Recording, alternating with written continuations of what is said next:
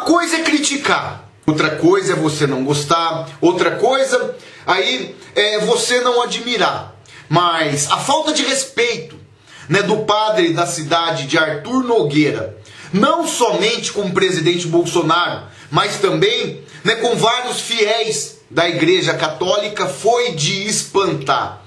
Foi aí de amargar. Aí as pessoas falam, padre comunista, padre isso, padre aquilo. Na verdade, meus amigos, o que acontece é que essa autoridade da igreja deve ter recebido, deve ter sido amigo ou ainda é amigo de pessoas ligadas à política que pede aí, conclama para ele aí descer o cacete no Bolsonaro. Chamar de bandido, falar que eleitores têm aí que se confessar por ter votado no presidente Bolsonaro.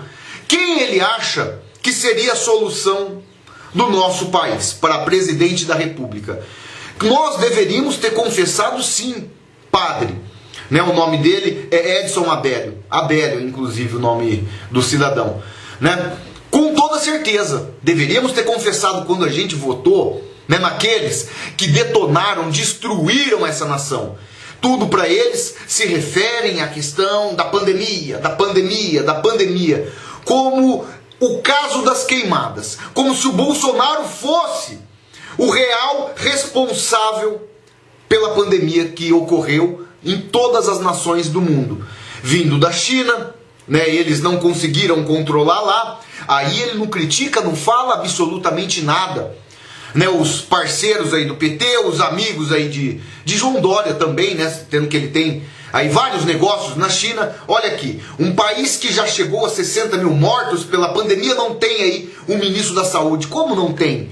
O Pazuello, né, de Mandetta, do Taik, né, que ficou apenas um mês, mas o Mandetta que só fez política dentro do Ministério da Saúde. Se aliou a Rodrigo Maia, se aliou a João Dória, se aliou a todos que estavam tentando derrubar Bolsonaro. Aí depois de um tempo passado, a gente viu agora com a exata noção quem é que estava certo, quem é que estava correto.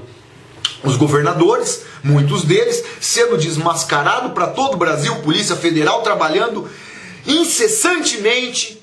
Por causa de apenas alguns meses, eles não controlaram aí, né, a fúria, né, vindo aí milhões e milhões e milhões de reais do governo federal, né, começou a aparecer aí desvios nessa época. Isso porque eles eram, né, as pessoas que estavam preocupadas com o próximo, governadores que foram eleitos para cuidar dos seus estados, aí recebendo visita geral da Polícia Federal. São informações atrás de informações dele sendo pego. A gente vê agora, nitidamente, quem estava correto lá no começo da pandemia. Todo o carnaval que foi feito para derrubar Bolsonaro. Eu vou colocar aqui, né, um trecho aí do depoimento do padre, só para vocês verem, meus amigos, o absurdo, né, dele ter falado do Bolsonaro e também dos eleitores, os fiéis da igreja. É lamentável as cenas. Assistam. Às vezes as pessoas dizem também, padre, cuidado com o que o senhor fala na homilia, porque tem gente que não gosta. Ué, o que a gente tem que falar na homilia? Senão aquilo que Deus nos pede para falar. Não é? Se a gente está vendo, por exemplo, que o governo não presta, o padre não pode falar que o governo não presta porque o povo não quer ouvir isso. Quem somos nós diante do projeto de Deus? Que tipo de profecia nós temos que fazer hoje? Um país que já chegou a 60 mil mortos pela pandemia e não temos um ministro da saúde. Vocês querem que eu fale que o quê? Aquilo que todos falam, ele não trabalha porque não deixa ele trabalhar. Não, é porque ele não presta. Bolsonaro não vale nada. E quem votou nele devia se confessar. Pedir perdão a Deus pelo pecado que cometeu, porque elegeu um bandido para pôr no presidente.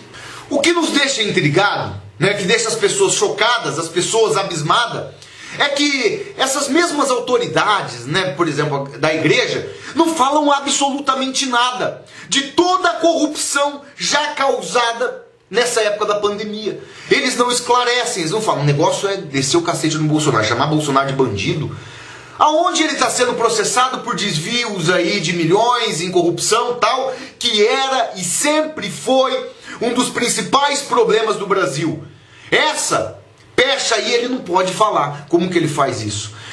Para tentar induzir as pessoas, como ele tem acesso a muitas, né, pessoas que vão na missa, que assistem agora, né, pela internet, ele tenta, né, fazer esse jogo. Agora, olha aqui, meus amigos, a informação que eu vou passar aqui. Veja bem, olha a manchete da informação. Governo Dória e Butantan têm 15 dias para explicar a compra milionária de respiradores. Estou falando do Dória porque o padre é aqui de São Paulo. Não vejo ele falar nada do Dória, né? Aí não fala absolutamente nada. Olha aqui, o Tribunal de Contas de São Paulo quer explicações do governo do estado e da Fundação Butantan sobre a compra de sem licitação de respiradores que custaram 176 milhões de reais.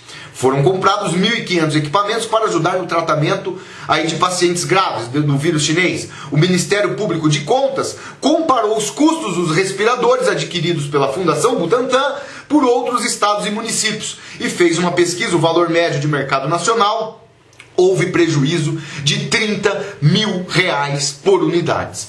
Também não fala nada, né? Torrando o dinheiro do cidadão paulistano da maneira pior que tem, sem fazer aí, né, uma análise da empresa, sem fazer aí, né, uma pesquisa, ou até barganhar. O que eu quero dizer com barganhar? Fazer aquela famosa pechincha. Não, dinheiro não é nosso, vamos gastar à vontade. Vamos fazer ali, ó, a toque de caixa, tal, compra. Não fala absolutamente nada. Quem era bom para governar esse país? Né, na visão do padre aí, né, que nos chamou de bandido por tabela também, né, os eleitores do presidente Bolsonaro. O Lula, esse não é bandido, né, padre? Esse não é bandido. O Haddad, né, que nem eu coloquei aqui na informação da manhã, o cara tá em regime semiaberto 4 anos e 6 meses aí, né, a pena que ele foi condenado. Quem que era bom para ele? Geraldo Alckmin, vários processos. Quem que era aí? Ciro Gomes, o homem aí mais preocupado em fazer política, em atacar adversários, nunca fez nada de bom, nem pro Ceará, nem pro povo brasileiro, sempre foi um demagogo danado. Então, tá mostrado aí a hipocrisia danada dessas pessoas, que o negócio delas é atacar simplesmente o Bolsonaro sem ter motivo algum. Até essas autoridades aí não têm, infelizmente, um pingo de vergonha na cara. Porque uma coisa, como eu falei no começo do vídeo, é não gostar, outra coisa é respeitar a real democracia. Porque eles falaram tanto que o Bolsonaro era antidemocrático, que o Bolsonaro não respeita isso, que o Bolsonaro respeita aquilo. Até agora ele está respeitando o direito de todo mundo. Até agora ele está fazendo a sua parte. Quem não está respeitando são pessoas igual a essa. É ataques mais ataques. Enquanto eles vêm fazendo todo esse tipo de absurdo, né, o homem vai trabalhando, o homem vai lutando, fazendo dessa nação um local melhor. Por isso que a gente faz vídeos aqui todos os dias. A gente tem que mostrar a verdade, o caminho. Mas diante de tudo isso, de todas essas barbaridades, né, desse padre querendo jogar os fiéis contra o presidente Bolsonaro, ainda bem que tem pessoas boas, né, também padres, que dão aí sinais que esse tipo de comportamento não pode acontecer. Olha aqui, o padre, né, Zezinho, né, conhecido aí por muita gente, 79 anos, considerado um precursor aí do fenômeno dos padres na comunicação, ele falou muito bem sobre esse caso, né, que padre deve trabalhar para a unidade, mesmo que seu coração seja de direita, esquerda ou centro, que deve ter prudência no altar e no púlpito, meus amigos. Exige dele, né, que anuncie, denuncie, sem causar rupturas e ódio também entre as pessoas. E ele fala mais, que na igreja, né, não é lugar desse tipo de comportamento do padre, né? Se ele tem pretensões políticas, ele que se candidate, ele que saia aí nas próximas eleições e mostre a preferência dele. Se quer fazer a diferença, se acha que o Bolsonaro não está sai candidato, alguma coisa, vereador, prefeito, deputado, estadual, federal, senador, até presidente. Agora, não é tentando jogar os fiéis, né, as pessoas dentro da igreja, que a sua maioria também está do lado do Bolsonaro, que ele vai conseguir isso. É desespero. Será que ele perdeu alguma boquinha, como eu falei? Também teve mamata cortada pro senhor, seu padre? Tá de brincadeira. Ainda bem que veio o padre Zezinho, consciente, né, e acabou mostrando qual o caminho. Quer aí, né, ser candidato? Largue a batina e vá sair aí candidato nas próximas eleições. E é aí que eu entro em outra esfera. A Igreja Católica, né, como católico que sou, né, vem perdendo milhares de fiéis a cada ano. Esse é um dos motivos. Porque quando ocorria toda a corrupção a rodo, em anos anteriores, em governos passados, esse mesmo padre se calava, não abria a boca, não falava absolutamente nada, colocava sempre a sujeira para debaixo do tapete. Não vamos falar nada, não, que isso, não podemos abrir a nossa boca. E agora, né, que a gente vê um governo transparente, como eu falei também, não tem um processo sequer de corrupção, essas pessoas ficam desesperadas. É a falta de mamata, a falta daquela famosa boquinha. Ficaram desesperados aí. E aí que outro detalhe, meus amigos.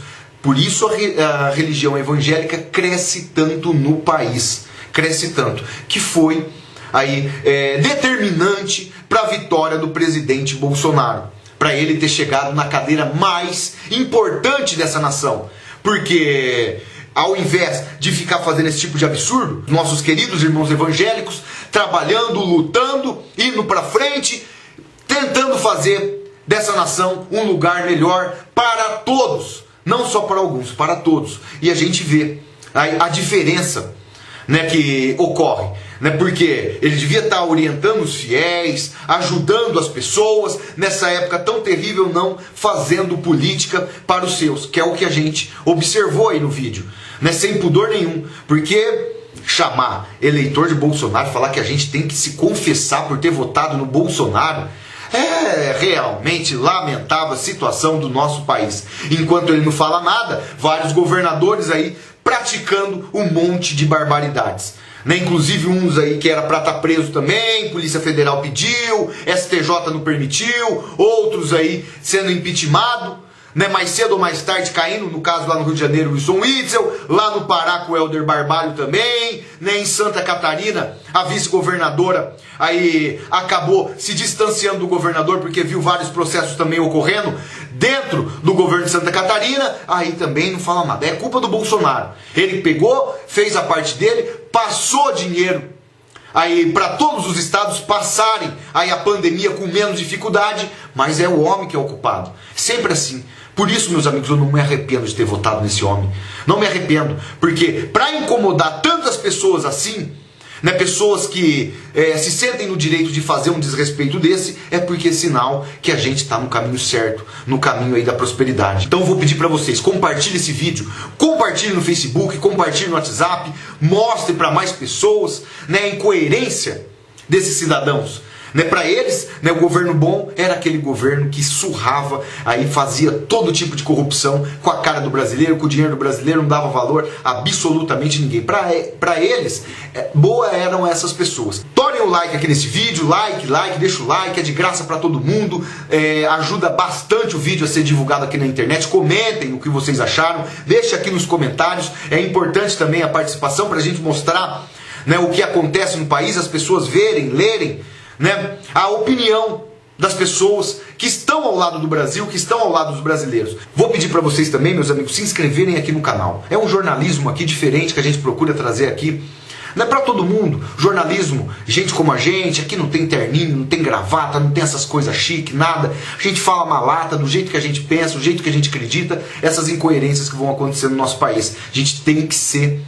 Nós precisamos estar falando a verdade, nós precisamos estar expondo, né, porque hoje o Brasil é totalmente diferente daquele de anos atrás. E por isso que a gente tem que estar junto nessa luta. É uma luta difícil, mas a gente não pode fugir dela de jeito nenhum, senão eles vencem. Um grande abraço a todos, fiquem sempre com Deus, valeu, fui...